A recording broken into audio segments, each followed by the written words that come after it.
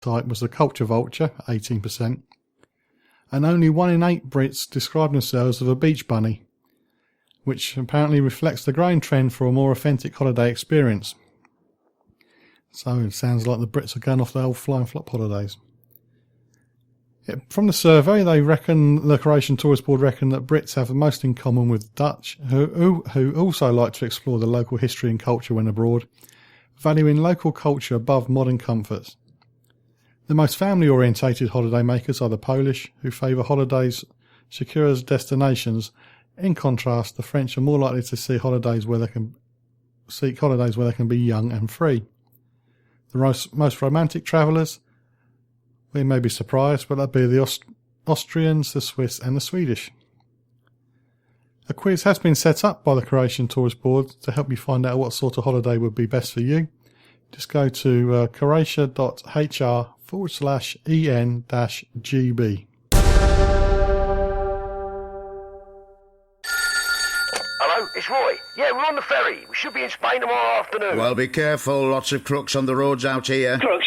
You know where I grew up. This is different. They target British registered vehicles. Yeah, they used to do that round my way. I'm serious. They'll tell you there's something wrong with your car, so you pull over, then they rob you. Or they distract you at a motorway stop. They target hire cars, too. Hire cars? Yeah, well, they're driven by tourists. Oh, OK, I'll watch out. Good. So, looking forward to the drive down? Yeah, well, I was. Thieves in Spain have been targeting hire cars and UK-registered vehicles, so be extra careful on the roads. For details, visit gov.uk and search for Living in Spain. Checking it out before you check in on the John Guinn Travel Show on ukhealthradio.com.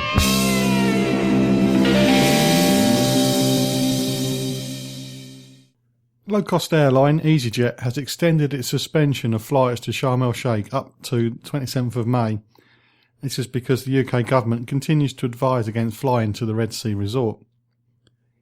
The airline said cancelling flights now will provide some certainty for passengers booked to fly to Sharm in the spring and early summer.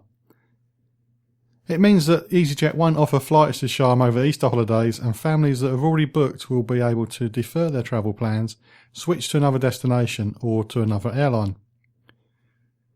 However, the airline still might resume services in time for the half-term break in late May if the government lifts its ban on flights between here in the UK and the Egyptian resort.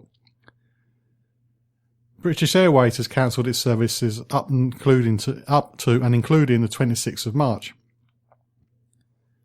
The Department for Transport ordered airlines to cancel all regular services to the Egyptian resort back in November after it was found that a bomb had brought down the Russian holiday jet and it has been smuggled aboard at the Sharm airport. The department says that flights cannot resume until it is satisfied that the airport has adequate security in place. Passengers who have booked to travel to Sharm with EasyJet up to 27th of May can arrange for a voucher for the original value of the flights to use toward alternative flights, or of course they can have a full refund.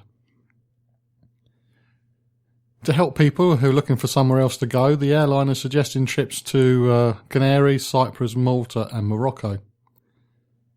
BA customers are being offered a refund and the option to defer their flight or switch to another destination. Passengers who are due to travel with BA between the 28th of March and the 30th of June are also being given the option to defer their trips until mid-September or to cancel or switch to another destination. And finally, Monarch has recently cancelled its flights to Sharm until February the 14th, while Thomson and Thomas Cook have announced last month, as I mentioned, that they were cancelling their services up and including 23rd of March. So if you have booked flights to Sharm and you're not too sure, you really need to keep up to date with your airline you booked the ticket with or through your travel agent. But hopefully it'll be sorted out soon. Earlier today I actually did speak to somebody who flew out to Egypt in November, and they said they were the only British people who were out, and on their cruise down the Nile they were the only people on board.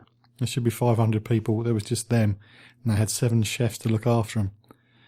So, if you feel confident, you can maybe get there. You can't just fly to Sharm from the UK. But if you have been to Egypt recently, please do share your experiences. Let us know how you got on, how safe you felt at facebook.com/John Guinn Travel Show. An American airline is being sued for more than £6 million by 4 Asian men who were allegedly flown off a flight because their appearance made the American Airlines pilot nervous. The men, who are all in their 20s, are all US citizens and they live in New York.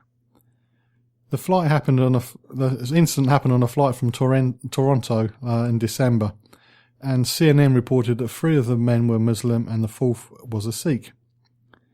CNN said it appeared that the 2 of the men had changed their flights so all 4 of them could travel together, and the other 2 paid for upgrades at the last minute. According to the lawsuit that's been filed at Brooklyn Federal Court, the men weren't initially given a reason for being asked to leave the flight. It was only when they arrived back at the terminal that an airline agent allegedly told them that the crew and captain felt uneasy about their presence. They were, however, allowed to travel on their next flight. So they're claiming $1 million in compensatory damages each and $5 million in punitive damages from the American Airlines for discrimination. Any idea where the European Cricket Championship is going to be held? Well, it's going to be Stockholm. No, that surprised me. Maybe it surprised you, maybe it didn't. The Swedish Cricket Federation and the city of Stockholm will host the 2016 European Cricket Championship in Sweden's division. The decision was taken by the International Cricket Council, the ICC, who assigned Sweden to host the World Cricket League Division 2 Europe competition. It's the first time an official outdoor cricket championship will be played in Sweden. The championship will be played from 16th of August until the 21st in Stockholm, as I said. In addition to Sweden, other countries taking part include Germany, Spain, Isle of Man, Israel and Gibraltar. The tournament will be carried out with initial group stages and subsequently 2020 cricket in a match which lasts around 2.5 to 3 hours. Surprisingly again, cricket is one of the fastest growing sports in Sweden and has increased in 5 years from 13 to 49 teams, with over 3,000 registered players as well. In 2015, cricket was voted into the Swedish Sports Confederation and played in 4 different divisions and youth tournaments, and is now played out throughout Sweden. And sticking with Stockholm, Stockholm continues to be the engine behind the Swedish tourism industry. In 2015, Stockholm reached a new record with close to 13 million nights of people visiting. This is an increase of 1.2 million guest nights, around about 10% in comparison with the previous year. So this corresponds with an increase in Sweden in general, which has a 7% increase. So Sweden seems to be the up-and-coming place to go. And if you've been, as always, please send your photos at facebook.com/John Guinn Travel Show. And Sweden's where I used to go a lot when I was a kid, coming from a large family. It was cheaper for my dad to get us a ferry to Sweden and go to a Swedish holiday place than it was to stay at UK-based holiday camps, but they were great, no comparison. But anyway, if you have been to Sweden, please do share your experiences. If you're going abroad by plane, boat, or the family car, if you're going abroad for pleasure or business, there's one essential thing to do before you go. Check the expiry date on your European Health Insurance card. You can renew it up to 6 months before it expires. Visit nhs.uk/healthcare abroad or call 0845 606 2030. Bon voyage! You're listening to The Travel Show with John Guinn on ukhealthradio.com. Aeroflot has been named among the world's leading airlines for passenger Wi-Fi internet access for long-haul flights. The Russian flag carrier placed second in the annual State of In-Flight Wi-Fi survey, which is compiled by the US flights portal site Route Happy, which compares Wi-Fi provision among global carriers. Aeroflot gives its passengers Wi-Fi access on more routes than peers including Emirates, Delta, Turkish Airlines, Singapore Airlines and Qatar, according to Route Happy. The airline's Internet on Board programme has seen Wi-Fi made available on 35 long-haul aircraft, 22 Airbus A330s and 13 Boeing B777s. In case you're not sure, Aeroflot is Russia's flagship carrier and is one of the largest airline groups in Europe. In 2014, the airline carried 23.6 million passengers, and if you include the Aeroflot group, it goes up to 34.7 million, which is a record for any Russian airline. On quite a few shows, I've now mentioned that the Scottish Tourist Board are very good at putting out press releases. Here's another one. A marketing project which aims to promote, showcase and highlight Caithness and Sutherland is using a series of short films, and there's been a £10,000 boost from the Visit Scotland Growth Fund to help fund all this. The grant from the tourism organisation has been awarded to Venture North for its Venture North Discovery Series, which is a year-long marketing initiative to emphasise the many draws of the North Highlands. Apparently it's where my surname Guinn comes from, the Gunn clan, who are a long line of sheep stealers. The Growth Fund cash comprises of half of the £20,000 marketing push, with the other £10,000 coming from Nuclear Decommission Authority and Scottish and Southern Energy. The campaign aims to highlight the attractions of both regions using marketing activity to increase visitor numbers to the area in quieter months and improve overall footfall in busier seasonal times. The campaign will see 3 video shorts made covering themes such as dark skies, surf and water sports, the outdoors, visitor attractions, and of course my favourite, food and drink. Venture North was founded in 2012 and is a group of local businesses which focuses on promoting the tourist offer of Caithness and Sutherland. Its aim is to benefit not only the tourism industry but the wider communities, and the campaign will be very different to any marketing activity previously used in the area. So, maybe it's a region of Scotland you never thought about visiting. Well, you can find out more if you go to www.venture-north.co.uk.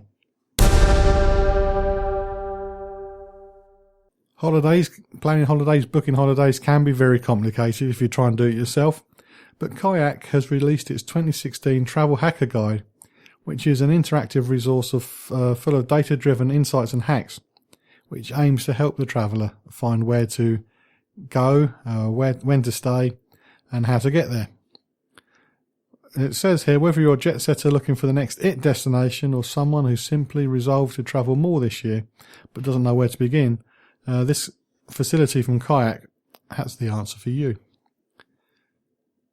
The 2016 guide was curated by Kayak's team of data scientists and travel experts who analysed the site's more than 1 billion annual searches to identify key insights on where to go and when to book to make travelling planning easier.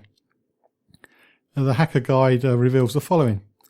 Vegas took the #1 spot in the 10 most popular destinations. It overtook New York City as the #1 popular destination in America in 2015. Asia dominates the top 10 luxury for less destinations, and with 6 featured cities across China, Malaysia, Vietnam, India and Thailand. It mentions the top 10 trending beach destinations around North America, so you've got San Juan, Barbados and Caracal, as well as the West Coast and Hawaiian Islands are all on the list too.